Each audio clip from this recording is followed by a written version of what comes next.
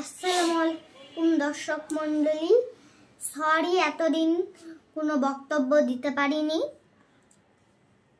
আজকে আবার একটা বক্তব্য নিয়ে এসেছি। আজকের বক্তব্যটা আমরা বুঝবো, কষ্ট না করলে কখনো ফল পাওয়া যায় না, সফল হওয়া যায় না। এখন সেই নিয়ে বক্তব্যটা দিব। আমি বক্তব্যটা শুরু করি। একটা জায়গায় একটা সাদা পাথর আর কালা পাথর ছিল।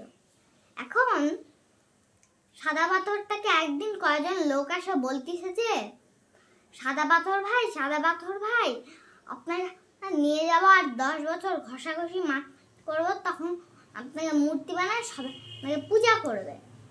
তখন সাদা পাথর না, 10 বছর অপেক্ষা করব কেন? হ্যাঁ, তখন তার পাশে কালা পাথরটা ছিল না, ওই কালা পাথরটা আবার বলল, আমাকে নিয়ে যান।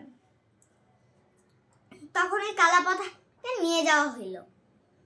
তখন ওটাকে নিয়ে যায় 10 বছর ঘষাঘষি মাঝামাঝি করা হইল, তারপরে মূর্তি বানানো হইল।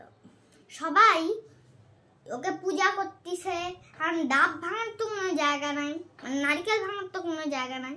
এখন ওই সাদা পাথরটাকে নিয়ে আসে বসায় দিছে। ওই সাদা পাথরের উপর এখন নারকেল ভাঙতেছে, ওর রসটা আবার কালা পাথরের উপরে দিচ্ছে। তবে কারো জুতার ফিতা খুলে গেলে ওই সাদা পাথরটার উপরে দিয়ে বাঁধতেছে। একদিন ওই সাদা পাথরটা কালা পাথর বললো যে, কি রে ভাই, এতদিন মানুষের সঙ্গে সেলফি তুলছে, ছবি তুলছে, আজকে তোকে মানুষ পূজা করতেছে আর নারিকেল ভাঙে রসটা তোর উপর দিচ্ছে, কি রে ভাই?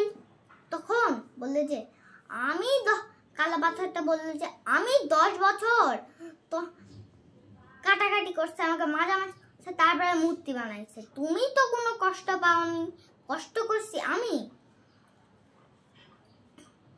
এই থেকে আমরা বুঝতে পারলাম, এই জন্য সবাই আমাকে পূজা করে। এর থেকে আমরা বুঝতে পারলাম যে পরিশ্রম না করলে কখনো সফল হওয়া যায় না। আপনি কি ভাবেন এমনি মানুষ সালাম দিবস করবে? এটা কিন্তু না ভাই। তাহলে আজকের মতো থাকেন। আসসালামু আলাইকুম, ভালো থাকবেন।